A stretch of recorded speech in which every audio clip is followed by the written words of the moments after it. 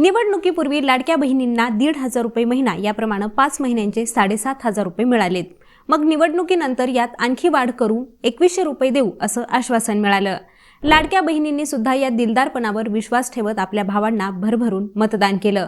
पण आजच्या घडीला 2,100 रुपये लांबच राहिलेत। उलट महायुतीचं सरकार पुन्हा आल्यानंतर लाडकी बहीण योजनेतील अर्जांची छाननी मात्र सुरू झाली आहे।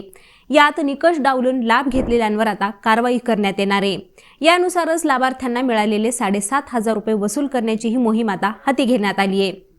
तर पाहूयात नेमकं कोणत्या निकषांच्या आधारे छाननी होतीये आणि कोणत्या लाडक्या बहिणींचे पैसे वसूल करण्यात आलेत ते। लाडकी बहीण योजना कार्यान्वित करण्यात आली तेव्हा विविध निकष हे निश्चित करण्यात आले होते, परंतु निवडणूक जवळ आल्यानं सरसकट सगळेच अर्ज स्वीकारण्यात आले। या योजनेसाठी तब्बल 2,63,00,000 अर्ज आले होते। त्यापैकी 2,34,00,000 महिलांना याचा लाभ मिळालाय। तसंच त्यावेळी आधार सीडिंग झालेलं नसल्याने काही महिला या लाभापासून वंचित राहिल्या होत्या। पण ज्या महिलांचं आधार आता सीडिंग झाले अशा आणखी 12,67,000 महिलांना पहिल्या महिन्यापासूनचे पैसे एकाच वेळी देण्यात आलेत। निवडणुकीदरम्यान निकाल लागताच ही योजना बंद होईल अशाही चर्चा झाल्या।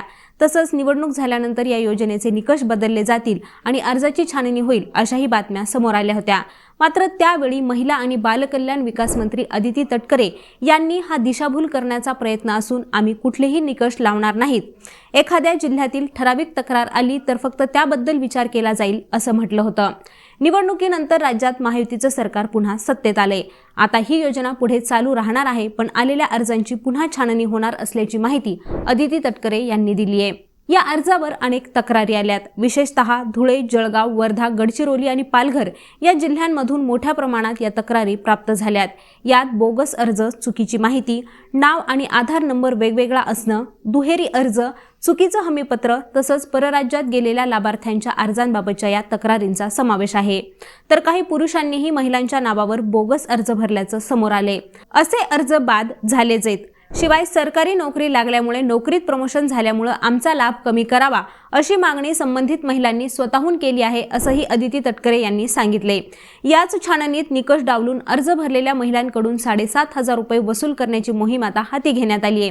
धुळे जिल्ह्यात नकाणे गावातील खैरनार नामक महिलेने सरकारी योजनांचा दुबार लाभ घेतल्याचे एका चौकशीत आढळून आले। अन्य एका योजनेतही या महिलेला आर्थिक लाभ मिळाला होता। त्यामुळे लाडकी बहीण योजनेचे पैसे परत करण्याचं तिला सांगण्यात आलं। त्यानुसार या महिलेचे 7,500 रुपये चलन भरून परत घेण्यात आलेत आणि हे पैसे आता परत सरकारच्या तिजोरीत जमा झाले आहेत असं धुळ्याचे जिल्हाधिकारी जितेंद्र पापळकर यांनी स्पष्ट केले। आता एकूण 5 निकष लावून संपूर्ण महाराष्ट्रातील या योजनेच्या अर्जांची छाननी होणार आहे असंही अदिती तटकरे यांनी स्पष्ट केले। आता हे निकष नेमके कोणकोणते आहेत हे जाणून घेणंही गरजेचे आहे। तर पहिला निकष आहे तो म्हणजे 2.5 लाखांपेक्षा कमी उत्पन्न असणाऱ्या लाभार्थ्यांना लाभ हा दिला जाणार आहे। त्यासाठी सरकारनं आयकर विभागाकडून माहितीही मागवली आहे।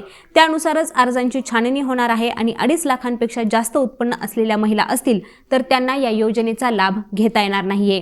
आता दुसरा निकष म्हणजे एखादी लाभार्थी ही दुसऱ्या शासकीय योजनेचा लाभ घेत असेल तर त्यांच्या अर्जांबद्दलही पुनर्विचार केला जाणार आहे। एखादा लाभार्थी नमो शेतकरी योजनेचा फायदा घेत असेल तर त्याला या योजनेतून 1,000 रुपये आधीच मिळतात। त्यामुळे अशा लाभार्थ्यांना फक्त वरचे 500 रुपये देऊन 1,500 रुपयांपर्यंतचा हा फरक भरून काढला जाणार आहे। तिसरा निकष आहे तो 4 चाकी वाहनाचा। 4 चाकी वाहन असलेल्या महिलांच्या अर्जांचीही पडताळणी होणार आहे। त्यासाठी परिवहन विभागाकडून माहिती सुद्धा मागवली जाणार आहे। अशा महिला लाभ घेत असतील तर त्यांना सुद्धा यापुढे या योजनेचा लाभ घेता येणार नाहीये। चौथा निकष हा महत्त्वाचा आहे तो म्हणजे आधार कार्डवर नाव वेगळं असणं आणि बँकेत नाव वेगळं असणं असे जर अर्ज असतील तर त्यांची सुद्धा पडताळणी केली जाणार आहे। तसंच केंद्र सरकारची परवानगी मिळाल्यानंतर आधारची ई-KYC सुद्धा केली जाणार आहे।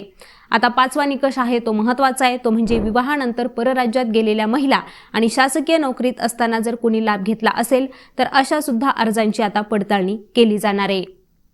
आता मंडळी, ही माहिती तुम्हाला कशी वाटली ते आम्हाला कॉमेंट करून नक्की सांगा आणि यांसारख्याच विषयांची माहिती मिळवण्यासाठी लेट्सअप मराठीला सर्व सोशल मीडिया हँडलवरती फॉलो करायला विसरू नका आणि पाहत रहा लेट्सअप मराठी।